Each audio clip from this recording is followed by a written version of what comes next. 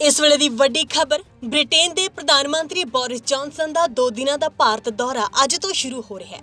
British ਪ੍ਰਧਾਨ ਮੰਤਰੀ ਵੀਰਵਾਰ ਸਵੇਰੇ ਅਹਿਮਦਾਬਾਦ ਪਹੁੰਚਣਗੇ। ਗੁਜਰਾਤ ਦੇ ਵਿੱਚ ਦਿਨ ਭਰ ਦੇ ਰੁਝੇਵਿਆਂ ਦੀ ਲੜੀ ਤੋਂ ਬਾਅਦ ਬੋਰਿਸ ਜੌਨਸਨ ਸ਼ਾਮ ਨੂੰ ਦਿੱਲੀ ਦੇ ਲਈ ਰਵਾਨਾ ਹੋਣਗੇ। ਪ੍ਰਧਾਨ ਮੰਤਰੀ ਨਰਿੰਦਰ ਮੋਦੀ ਦੇ ਨਾਲ ਬ੍ਰਿਟੇਨ ਦੇ ਪੀਐਮ ਬੋਰਿਸ ਜੌਨਸਨ ਦੀ ਗੱਲਬਾਤ ਦਾ ਮੁੱਖ ਕੇਂਦਰ ਇੰਡੋ ਪੈਸੀਫਿਕ ਦੀ ਸਥਿਤੀ ਤੇ ਹੋਵੇਗਾ, ਕਿਉਂਕਿ ਯੂਨਾਈਟਿਡ ਕਿੰਗਡਮ ਇਸ ਖੇਤਰ ਦੇ ਵਿੱਚ ਕਿਸੇ ਵੀ ਤਰ੍ਹਾਂ ਦੇ ਜ਼ਬਰਦਸਤੀ ਦਾ ਸਖਤ ਵਿਰੋਧ ਕਰਦਾ ਹੈ। ਬ੍ਰਿਟਿਸ਼ ਪ੍ਰਧਾਨ ਮੰਤਰੀ ਬੋਰਿਸ ਜੌਨਸਨ ਦੀ ਵੀਰਵਾਰ ਤੋਂ ਭਾਰਤ ਦੀ 2 ਦਿਨਾਂ ਯਾਤਰਾ ਦਾ ਉਦੇਸ਼ ਦੋਵਾਂ ਦੇਸ਼ਾਂ ਖਾਸ ਕਰਕੇ ਖੇਤਰਾਂ ਦੇ ਵਿੱਚ ਸਮੁੱਚੇ ਸਬੰਧਾਂ ਨੂੰ ਮਜ਼ਬੂਤ ਕਰਨਾ ਹੈ। ਜਾਣਕਾਰੀ ਮੁਤਾਬਕ ਭਾਰਤ ਨੇ ਪਿਛਲੇ ਮਹੀਨੇ ਸੰਯੁਕਤ ਰਾਸ਼ਟਰ ਦੇ ਵਿੱਚ ਰੂਸੀ ਹਮਲੇ ਦੀ ਨਿੰਦਾ ਕਰਨ ਵਾਲੀ VOTING ਦੇ ਵਿੱਚ ਹਿੱਸਾ ਨਹੀਂ ਲਿਆ ਅਤੇ ਦੋਵੇਂ ਦੇਸ਼ ਇੱਕ ਦੂਜੇ ਦੇ ਨਾਲ ਵਪਾਰ ਕਰਦੇ ਰਹੇ।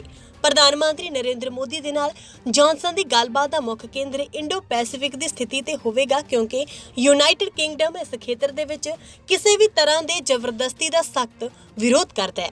ਜਾਣਕਾਰੀ ਮੁਤਾਬਕ UK ਭਾਰਤ ਨੂੰ ਰੱਖਿਆ ਨਿਰਮਾਣ ਦੇ ਲਈ ਇੱਕ ਹੱਬ ਬਣਾਉਣ ਅਤੇ ਮਿਲਟਰੀ ਹਾਰਡਵੇਅਰ ਦੇ ਸੰਯੁਕਤ ਉਤਪਾਦਨ ਦੇ ਲਈ ਟੈਕਨੋਲੋਜੀ ਦੇ ਤਬਾਦਲੇ ਲਈ ਪ੍ਰਧਾਨ ਮੰਤਰੀ ਦੇ ਵਿਜ਼ਨ ਨੂੰ ਸਾਕਾਰ ਕਰਨ ਦੇ ਵਿੱਚ ਆਪਣਾ ਸਹਿਯੋਗ ਵਧਾਉਣ ਦੇ ਲਈ ਤਿਆਰ ਹੈ। ਬ੍ਰਿਟੇਨ ਦੇ ਪ੍ਰਧਾਨ ਮੰਤਰੀ ਦੇ ਭਾਰਤ ਦੇ ਹਾਲ ਹੀ ਦੇ ਦੌਰਿਆਂ ਦੇ ਉਲਟ ਵਪਾਰਕ ਵਫਦ ਦੇ ਨਾਲ ਇੱਕ ਵੱਡਾ ਸਮੂਹ ਨਹੀਂ ਹੋਵੇਗਾ।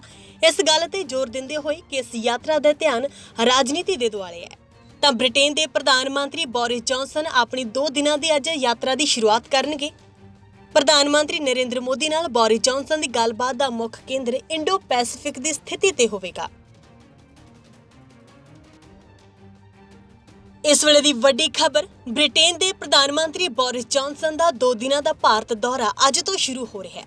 ਬ੍ਰਿਟਿਸ਼ ਪ੍ਰਧਾਨ ਮੰਤਰੀ ਵੀਰਵਾਰ ਸਵੇਰੇ ਅਹਿਮਦਾਬਾਦ ਪਹੁੰਚਣਗੇ। ਗੁਜਰਾਤ ਦੇ ਵਿੱਚ ਦਿਨ ਭਰ ਦੇ ਰੁਝੇਵਿਆਂ ਦੀ ਲੜੀ ਤੋਂ ਬਾਅਦ ਬੋਰਿਸ ਜੌਨਸਨ ਸ਼ਾਮ ਨੂੰ ਦਿੱਲੀ ਦੇ ਲਈ ਰਵਾਨਾ ਹੋਣਗੇ। ਪ੍ਰਧਾਨ ਮੰਤਰੀ ਨਰਿੰਦਰ ਮੋਦੀ ਦੇ ਨਾਲ ਬ੍ਰਿਟੇਨ ਦੇ ਪੀਐਮ ਬੋਰਿਸ ਜੌਨਸਨ ਦੀ ਗੱਲਬਾਤ ਦਾ ਮੁੱਖ ਕੇਂਦਰ ਇੰਡੋ ਪੈਸੀਫਿਕ ਦੀ ਸਥਿਤੀ ਤੇ ਹੋਵੇਗਾ, ਕਿਉਂਕਿ ਯੂਨਾਈਟਿਡ ਕਿੰਗਡਮ ਇਸ ਖੇਤਰ ਦੇ ਵਿੱਚ ਕਿਸੇ ਵੀ ਤਰ੍ਹਾਂ ਦੇ ਜ਼ਬਰਦਸਤੀ ਦਾ ਸਖਤ ਵਿਰੋਧ ਕਰਦਾ ਹੈ। ਬ੍ਰਿਟਿਸ਼ ਪ੍ਰਧਾਨ ਮੰਤਰੀ ਬੋਰਿਸ ਜੌਨਸਨ ਦੀ ਵੀਰਵਾਰ ਤੋਂ ਭਾਰਤ ਦੀ 2 ਦਿਨਾਂ ਯਾਤਰਾ ਦਾ ਉਦੇਸ਼ ਦੋਵਾਂ ਦੇਸ਼ਾਂ ਖਾਸ ਕਰਕੇ ਖੇਤਰਾਂ ਦੇ ਵਿੱਚ ਸਮੁੱਚੇ ਸਬੰਧਾਂ ਨੂੰ ਮਜ਼ਬੂਤ ਕਰਨਾ ਹੈ।